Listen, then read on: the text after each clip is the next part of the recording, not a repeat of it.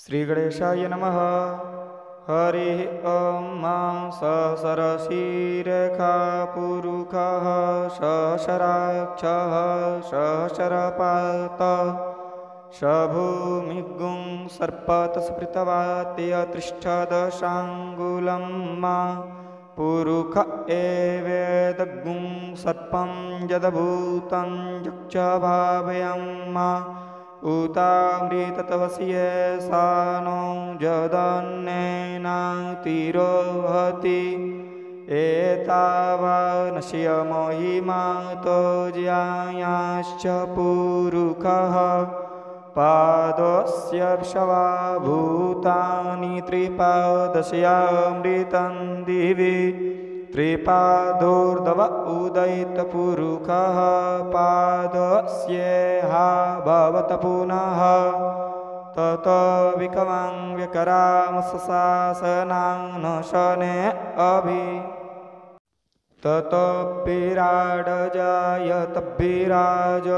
अधिपुरुखः स जात अत्यर्च्यत पश्चात् भूमिमथो पुरः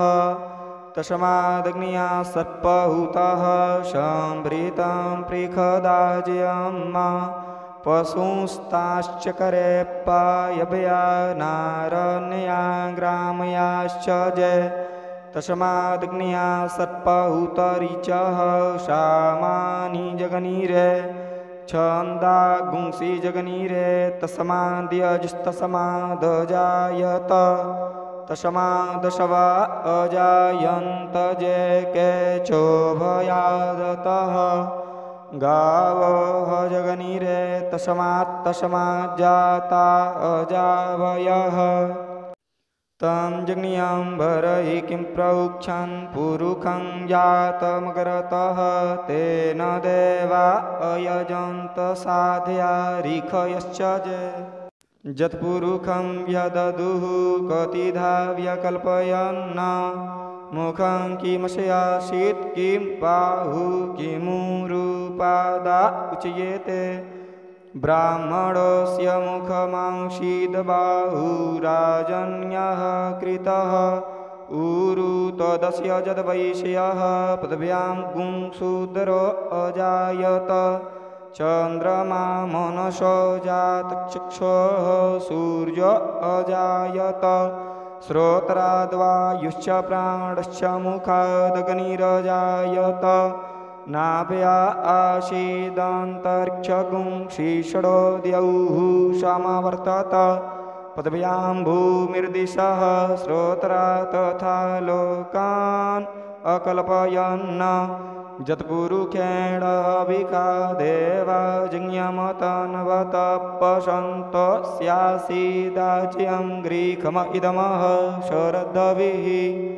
शब्दास्यासनपरिधयस्त्रीः सप्तशमिदः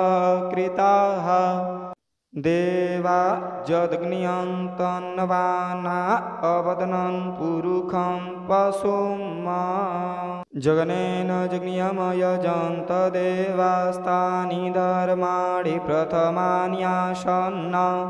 तेहनाकं महिमानः सचन्द्रजतरपूर्वे साध्याः सन्ति देवाः अद्भ्यः संभृतः पृथिव्यैरसाश्च विश्वकर्मणः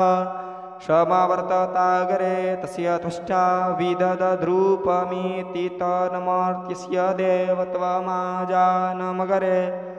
वेदाहमेतं पुरुखं महान्तमादित्यवडन्तमसः परस्तात् तमेव विदितवाति मृत्युमेति नान्यः पन्था विद्यते यनाय प्रजापतिश्चरति गर्भे अन्तर्जायमानो बहुधापि जायते